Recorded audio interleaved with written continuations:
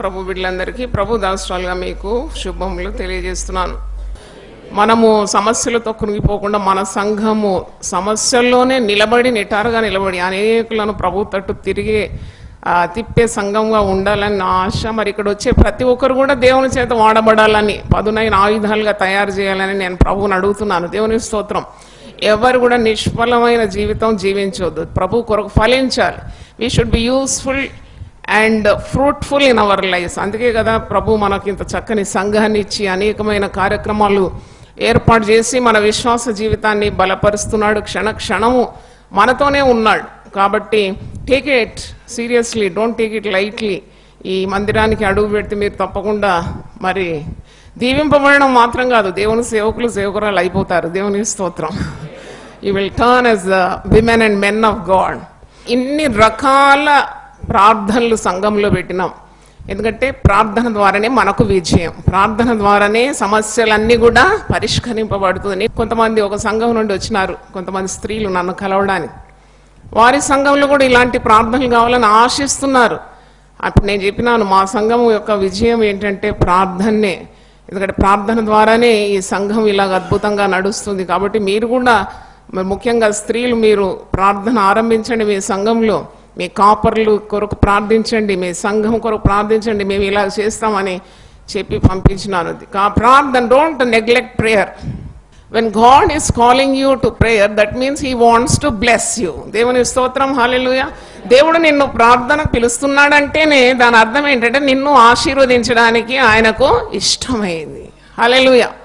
కాబట్టి దేవుని సేవకుల ద్వారా రండి రండి అని వారు పిలుస్తున్నప్పుడు అలాంటి మాటలు అవి వారి మాటలు కావు, దేవుడు వారి ద్వారా మాట్లాడుతున్నాడు. కాబట్టి వెంటనే విధేయత చూపాలి. ఆ దేవునికి లోబడి ఉండు అనే మాట ఉంది కదా. దేవుని స్తోత్రం. Obey God, that means obey God servants. When they tell come, you come. Listen, pray, God will bless you. నిన్నటి రోజు తల్లిదండ్రులు వచ్చినారు నా దగ్గర. ఒక యవనస్తునితోటి దాదాపు 26 సంవత్సరాలు. ఆ బిడ్డ మరి చాలా ఏడుస్తున్నాడు. అన్కంట్రోలబుల్ అన్నమాట, అన్కంట్రోలబుల్. ఎవరు ఆయనను పట్టుకోవడానికి కూడా వీల్లేదు, అంతగా ఏడుస్తున్నాడు.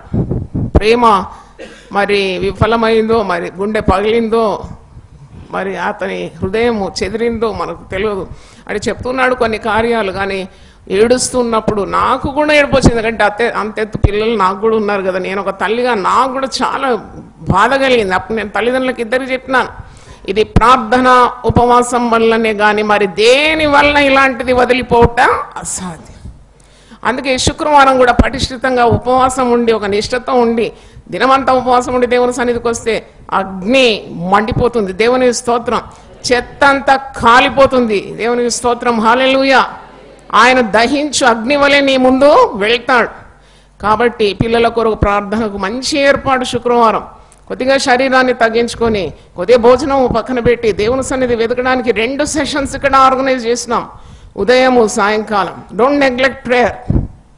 Prayer alone will bring victory. నేను అప్పుడు తల్లిదండ్రులకు చెప్పినాను, మీరు ఉపవాసంలో దిగండి, 21 రోజులు మీ కుమారుని కొరకు ప్రార్థన చేయండి, ఆలయంకు రండి.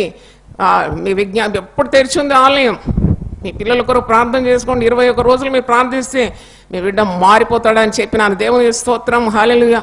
తప్పకుండా దేవుని సేవకుల నోటి నుండి వచ్చే ప్రతి మాట కూడా నెరవేరుతుంది.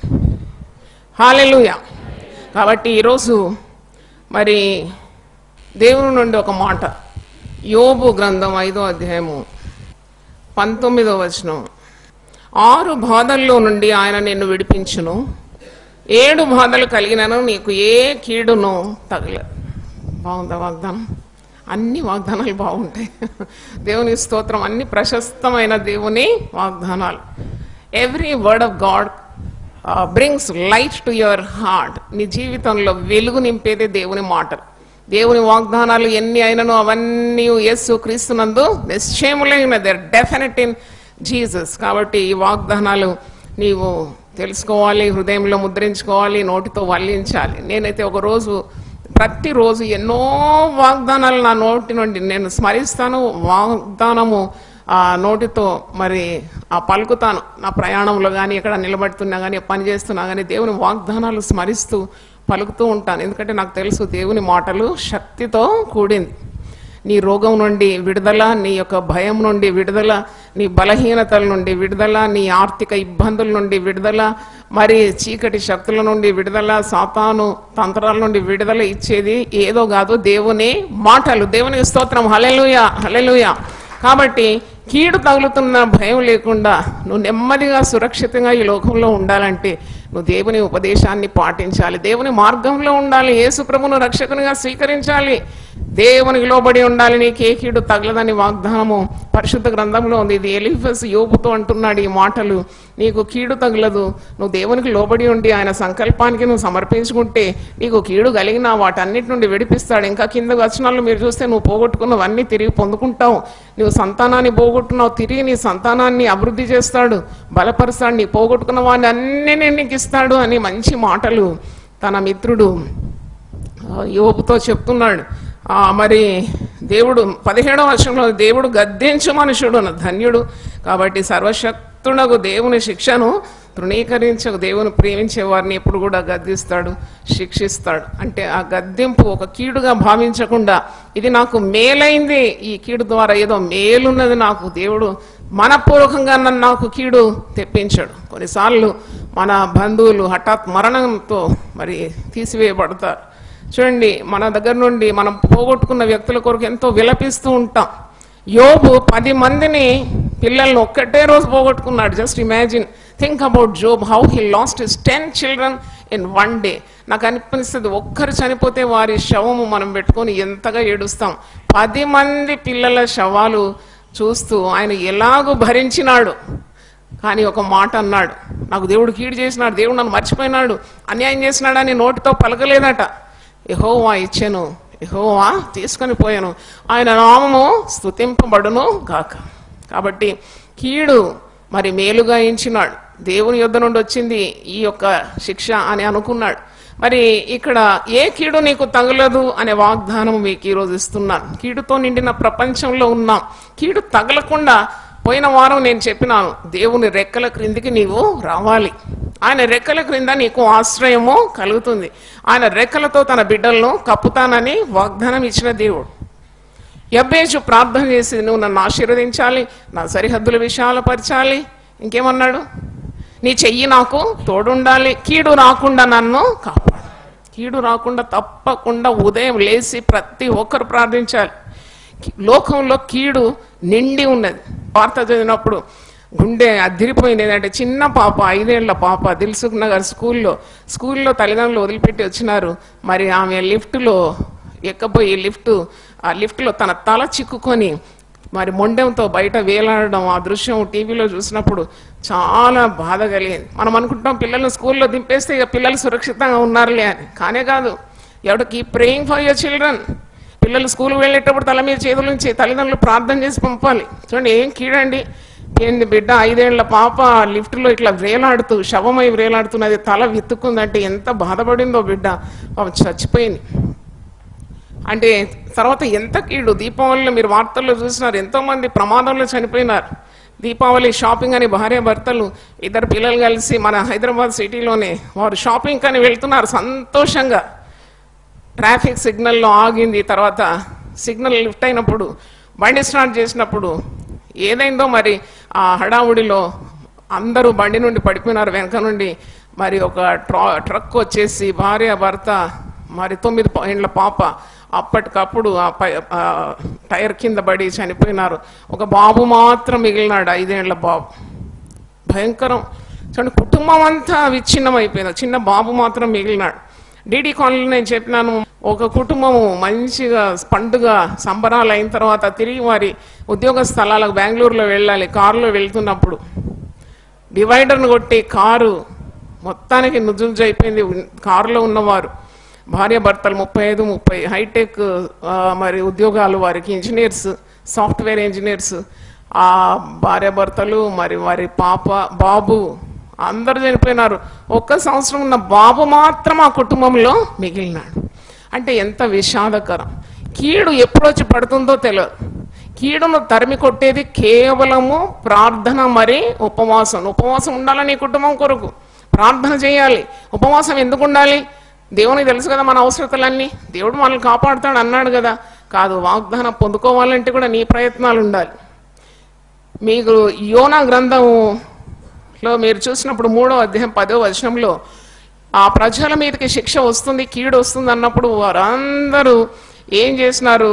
గోనె పట్టు కట్టుకొని మరి ఉపవసించి దేవుని సన్నిధిలో ప్రార్థన చేసి వారి పాపాలన్నీ కూడా ఒప్పుకొని వదిలిపెట్టి మరి దేవునికి మొరపెట్టినప్పుడు దేవుడు చేయనుద్దేశించిన కీడు చేయక మానేను అని మాట ఇక్కడ నాకు చాలా ఆకర్షించింది నన్ను. యోనా గ్రంథం అంటే 763 పేజ్ నంబర్, యోనా గ్రంథం 3వ అధ్యాయం 10వ వచనం.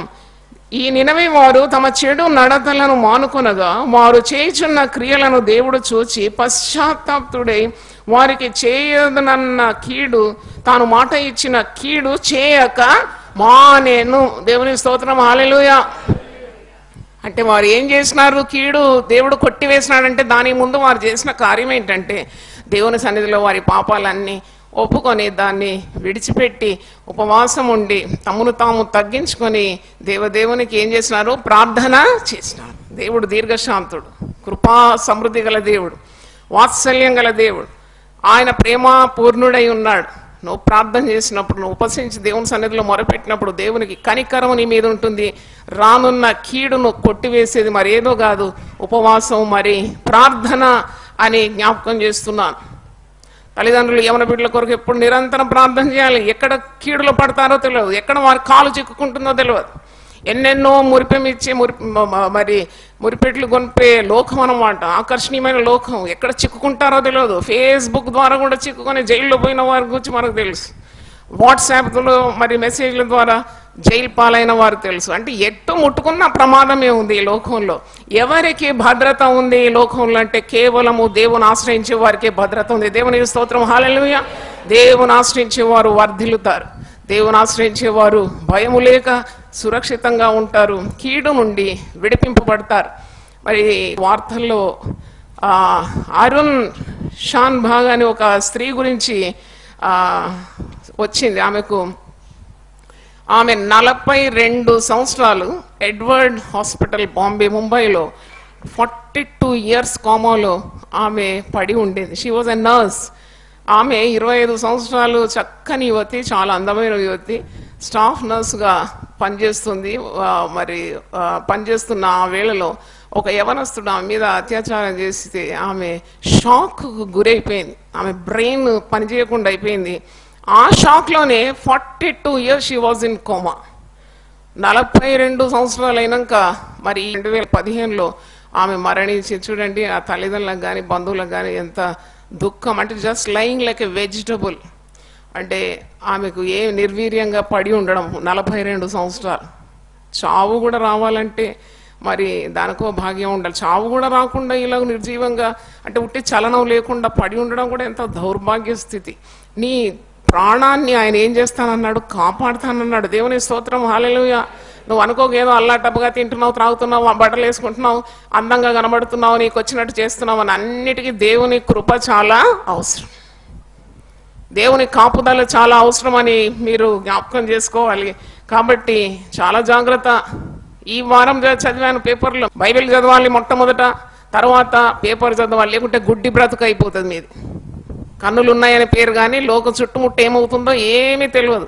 నీకు అప్పుడు తెలుస్తుంది. You have awareness what a world you are living in. ఎటువంటి చీకటి ప్రపంచంలో నువ్వు బ్రతుకుతున్నావు, ఎంత గొప్పవాడు దేవుడు, నిన్ను కాపాడుతున్నాడు, ఆయన ఎలాగ ఆశ్రయించాలో ఈ జ్ఞానం కావాలంటే తప్పకుండా వార్తాపత్రిక చదువు. ఒక గర్భిణి ఆమె ప్రసవం నిమిత్తం హాస్పిటల్ పోయి నిండు చూలాలు. అయితే అక్కడి వైద్యులు, రాయ్పూర్లో జరిగింది ఇది, వైద్యులు ఆమె ప్రసవ వేళలో కంటూ ఉన్నప్పుడు బిడ్డను ఆ పట్కారు పెట్టి లాగుతుంటే ఆ తల ఊడొచ్చేసిందట. ఇదెక్కడి వార్త, నేను ఇంతవరకు జీవితంలో వినలేదండి. కంటున్నారు, కానుపులో చనిపోయినారు, లేక బిడ్డ చనిపోయింది, లేక తల్లి చనిపోయి, ఇవన్నీ విన్నాను. కానీ ఈ కంటున్న సమయంలో బిడ్డ తల వేరైంది, బాడీ వేరైంది, మళ్ళీ ఆ బాడీ ముక్కలు చేసి వారు పాతిపెట్టినారు, కేసు కాకుండా మళ్ళీ పట్టుబడ్డారు. ఇవన్నీ చదివినప్పుడు చాలా భయంకరం అన్నమాట. కాబట్టి దేవుడు మనకిచ్చిన వాటిని అన్నిటినీ, పిల్లలనైనా మరి బంధువులనైనా మరి నీ యొక్క ఆరోగ్యమైన వీటన్నిటి కొరకు దేవుని కాపుదల కొరకు మనం ఏం చేయాలి? ప్రార్థన చేయాలి. దేవుని స్తోత్రం. నువ్వు ప్రార్థన చేసినప్పుడు నిన్ను దేవుడు విడిపిస్తాడు అనే వాగ్దానం ఉంది. నీతిమంతులు కలుగు ఆపదలు అనేకములు, వాటన్నిటి నుండి యెహోవా వారిని ఏం చేస్తాడు? విడిపిస్తాడు. చప్పట్లు కొట్టి దేవుని స్తోత్రం. నీతిమంతుల కలుగు ఆపదలు అనేకములు, వాటన్నిటి నుండి విడిపిస్తాడు. ప్రతిరోజు విశ్వాసి ప్రార్థన చేయాలి. ఉదయకాలం లేవగానే కీడు తగలకుండా నన్ను కాపాడు ప్రభువా. యెబేజు ప్రార్థించినాడు కదా, ఏ కీడు నాకు రాకుండా నీవు నన్ను ఏం చేయాలి? కాపాడాలి. 6 బాధల్లో నుండి నేను విడిపిస్తాడు. 7 బాధలు కలిగిన నీకు ఏ కీడు తగలదు. అంటే యేసు ప్రభు పరలోక ప్రార్థన నేర్పించినప్పుడు కూడా ఆ పరలోక ప్రార్థనలో మత్తయి సువార్త 6:13 ఒక మాట ఉంది కదా, మమ్మల్ని శోధనలోకి తేక దుష్టు నుండి తప్పించుము. దేవుని స్తోత్రం. శోధనలోకి తేక దుష్టు నుండి తప్పించమని పరలోక ప్రార్థన మరి మనకు నేర్పించినాడు, శిష్యులకు నేర్పించినాడు. మనం ప్రతిసారి కూడుకున్నప్పుడు పరలోక ప్రార్థన వల్లిస్తాం. ఏదో అల్లాటప్పగా పరలోక ప్రార్థన వల్లించకుండా ప్రతి మరి వరుసలో కూడా చాలా ఆశీర్వాదాలు ఉంది. మమ్మల్ని శోధనలోకి తేక దుష్టు నుండి నీవు తప్పించు. అంటే దుష్టుడు నిన్ను మరి అణగదొక్కడానికి ఎప్పుడు ప్రయత్నిస్తూ ఉన్నాడు, నిన్ను చంపడానికి. నీ విరోధి అయిన అపవాది ఎవరిని మృంగుదునా అని వాడు వెతుకుచూ తిరుగుతున్నాడంట. మరి అపవాది క్రియలను, తంత్రాలను, పన్నాగాలను నిష్ఫలము చేసేది మరి ఒక ఆయుధము లేదు, కేవలము ప్రార్థన మరి ఉపవాసం. దేవుని స్తోత్రం. హల్లెలూయా. దేవుడి వాక్కులను దీవించును గాక. ఆమేన్. ప్రార్థన చేస్తాను. అందరూ ఒకసారి లేచి నిలబడాలి. ఎందుకంటే కీడు రాకుండా మనం ప్రార్థన చేయాలి. ప్రభువా నీ పరిశుద్ధ నామమున స్తోత్రం. ఎటువంటి కీడు ఎప్పుడొచ్చి పడుతుందో మాకు తెలియదు, కానీ కీడు నుండి తప్పిస్తానని, విపత్తుల నుండి, ఆపదల నుండి మిమ్మల్ని కాపాడుతానని వాగ్దానం ఇచ్చిన దేవుడు, నిన్ను నా కను పాపవలే కాపాడుతానన్నావు. ఇశ్రాయేలును కాపాడువాడు కునుకడు నిద్రపోడు అన్నావు. ఎంతో మంది హఠాత్ మరణాల ద్వారా ఈ లోకం నుండి దాటిపోతున్నారు. ప్రమాదాల ద్వారా, యాక్సిడెంట్ల ద్వారా, తెగుళ్ల ద్వారా, రోగాల ద్వారా హాస్పిటల్ పాలైపోతున్నారు. కొందరు ప్రాణాలు కోల్పోతున్నారు, కొందరు అవయవాలు కోల్పోతున్నారు నాయన, కొందరు బంధువులను, ప్రియులను కోల్పోతున్నారు నాయన. మరి దాన్ని మాకు ఇచ్చినవన్నీ కూడా భద్రంగా ఉండాలంటే తప్పకుండా ప్రార్థనా జీవితం ఉండాలని, నీతో మరి తండ్రి బంధం కలిగి ఉండాలి, నీ నుండి మీ ఆశీర్వాదాలు ప్రవహిస్తుందని నాయన, ప్రార్థనను ఎప్పుడు నిర్లక్ష్యం చేయకుండా మేము ప్రార్థనలో ముందుకు సాగటకు సహాయం దయచేయండి. ప్రార్థన చేసే వారికి కీడు తగులదని వాగ్దానము ఇక్కడ చూస్తున్నాం. ఒక దేవుని చిత్త ప్రకారము ఒకవేళ కీడు తగిలినానైనా మరి తండ్రి నీకు వారి జీవితాలను సమర్పించుకొని ప్రభువా స్తుతి చెల్లించడానికి ఉన్న జ్ఞానం కూడా మీరు దయచేయమని ప్రార్థిస్తున్నాను. ఆయన నీకు స్తోత్రం తండ్రి. యోబు ఎంతో కీడు సహించినాడు, కానీ పోగొట్టుకున్నవన్నీ తిరిగి పొందుకున్నాడు 2 అంతలు. నాయన నీకు స్తోత్రం. దావీదు కూడా పోగొట్టుకున్నాడు కానీ తిరిగి సంపాదించుకున్నాడు. అలాగే తండ్రి నష్టమైనవి తిరిగి పొందుకునే ఆ శక్తి ప్రార్థనలో ఉంది కనుక నీకు స్తోత్రం చెల్లిస్తున్నాను. మరి చేతులెత్తిన ప్రతి ఒక్కరిని మీరు ఆశీర్వదించండి. సంఘములో ప్రార్థనలో ఏకీభవించిన ప్రతి ఒక్కరిని, టీవీ ద్వారా ఈ వాక్యం విన్న వారిని కూడా గొప్పగా ఆశీర్వదించండి. 6 బాధల్లో నుండి నేను విడిపిస్తాను, 7 బాధలు కలిగిన నీకే కీడు తగులదనే వాగ్దానాన్ని ప్రార్థనలో మేము ఎత్తి పట్టి ప్రార్థించినాయి పొందుకోవడానికి ఉన్న సహాయం మాకు దయచేయమని యేసు నామములో అడుగుతున్నాను తండ్రి. ఆమేన్. హల్లెలూయా, హల్లెలూయా, హల్లెలూయా.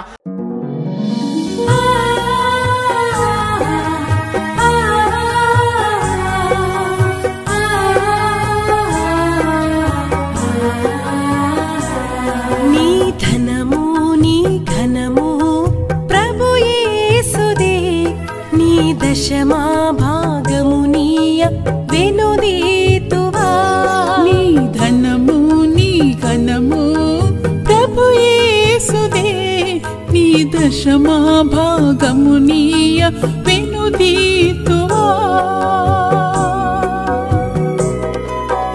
ధరలోన ధనధాన్యములనీయగా కరుణించి కాపాడి రక్షింపగా. ధరలోన ధనధాన్యములనీయగా కరుణించి కాపాడి రక్షింపగా. పరలోకనాదుండు నీకీయగా మరి యేసు కొరకీయ వెనుదీతువా. పరలోకనాదుండు నీకీయగా మరి యేసు కొరకీయ వెనుదీతువా. నీ ధనము నీ ఘనము ప్రభు క్షమాపణ